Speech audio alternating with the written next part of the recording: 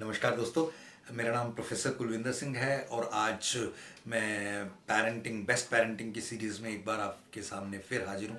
आज मैं जिन चीज़ों के ऊपर चर्चा करूँगा वो चीज़ें कुछ इस तरह से हैं कि आपका चीज़ों को देखने का नज़रिया ही आपका, जैसा आप देखते हैं वो आपकी नज़र है, और जिस तरीके से उसको अपने अंदर लेके जाते हैं और उसके बाद उससे कार्य करते हैं वो आपका दृष्टिकोण है। दृष्टि और दृष्टिकोण दोनों में बहुत ज़्यादा फर्क है। दृष्टि अच्छी बुरी जैसी होगी उसके अकॉर्डिंग आप दृष्टिकोण डेवलप करते हुए चलते हैं। आप किन चीज़ों को देखते हैं और किन चीज़ों को कैसे देखते हैं, मैं एक एग्जाम्पल के साथ पूरी बात को कर चाहूँगा। देखिए, एक ये जो कहानी मैं अभी आप सुना रहा हूँ, ये आप समझ सकते हैं कि है तो एक्चुअली रियल लाइफ स्टोरी, लेकिन इसमें मैंने बहुत कुछ अपनी तरफ से आप एक शिक्षा के माध्यम के लिए मैंने ऐड किया है। एक्चुअली ये आप मान के चलिए कि ये रियल लाइफ स्टोरी है, लेकिन उसमें बहुत सारी चीज़ें मैंने अपने आप डाली हैं। जब मैं पढ़ाता था तो एक टीचर हुआ करते थे और वो शायद ट्विंस थे, और उनकी दूसरी बहन भी शायद टीचर ही हुआ करती थी। इनकी लव मैरिज हुई, उनकी अरेंज मैरिज हुई, और ये बड़े थी, वो छोटी थी। जो इनका एटीट्यूड था बहुत ही शांत सौम्य, हर एक चीज़ के अंदर अच्छाई देखना, उस अच्छाई को इवेल्युएट करके अपने जीवन में लाना। उनका बहुत उग्र स्वभाव था, हर एक चीज़ में उकता जाना, बहुत जल्दी से तेज़ी से रिएक्ट कर देना, और ऐसा सब कुछ कि ये सब चीज़ें उनको मतलब अपने हस्बैंड के साथ जब दोनों की शादियां हुई तो इनको कोई दिक्कत नहीं आ रही थी। इनका हस्बैंड एक नंबर का निकम्मा था, तब भी इनके साथ कोई दिक्कतें नहीं आ रही थी। उनका हस्बैंड बहुत शानदार ऑफिसर था, मगर फिर भी उनके साथ इनको बहुत दिक्कतें आ रही थी। खैर, चलते हुए ए और बी मैं बोलूँगा। ए बड़ी बहन है, बी छोटी बहन है, और ए बहुत शांत स्वभाव है, बी बहुत उग्र है। और जब इनका बच्चा हुआ तो दोनों के इकट्ठे एक एक बेटा हुआ काफ़ी समय तक। ये असल में जब ये बेटे हुआ, थोड़े थोड़े बच्चे बड़े होने लगे थे, तो इनकी माता जी तो खैर उस समय तक बीमार रहती थी और जल्दी ही निकल गई संसार से।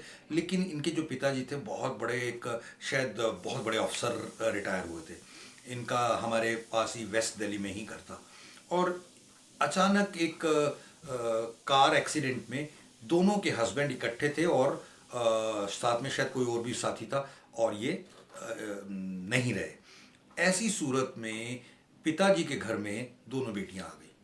दोनों के शायद अपने अपने घर होंगे भी या नहीं भी होंगे, मुझे इस चीज़ में क्योंकि शिक्षा कुछ नहीं है तो इस डिटेल में मैं नहीं जाऊंगा।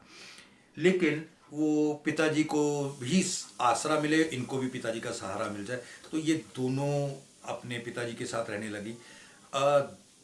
एक बड़े वाली ने इतना पिताजी को सहयोग करना कि उनका जहाँ हेल्थ का लेवल बहुत अच्छा हो गया, वो बहुत अच्छी सोच होने लगी, बहुत सी चीज़ें बढ़िया होने लगी। यही इनके कारण, जो छोटी बी है उनके कारण पिताजी का भी स्वभाव चिड़चिड़ा होने लगा, बच्चे के ऊपर भी असर आने लगा। जो बड़ी का बेटा था बहुत जल्दी स्कूल का टॉपर होने लगा, और अभी रिसेंट अपडेट बहुत ज़्यादा तो नहीं पता, लेकिन इतना पता है कि वो आईआईटी क्रैक करके बहुत शानदार आईआईटी कॉल इंस्टीट्यूट में वो फ्री स्कॉलरशिप के साथ इंजीनियरिंग कर रहा है। और जो छोटी वाली हैं उनका इकट्ठे ही उम्र के होने के बावजूद वो बहुत पिछड़ गया है, और अभी शायद 10th मुश्किल से उन्होंने ओपन से की है, और 11th भी कहीं ओपन वगैरह से कर रहे हैं।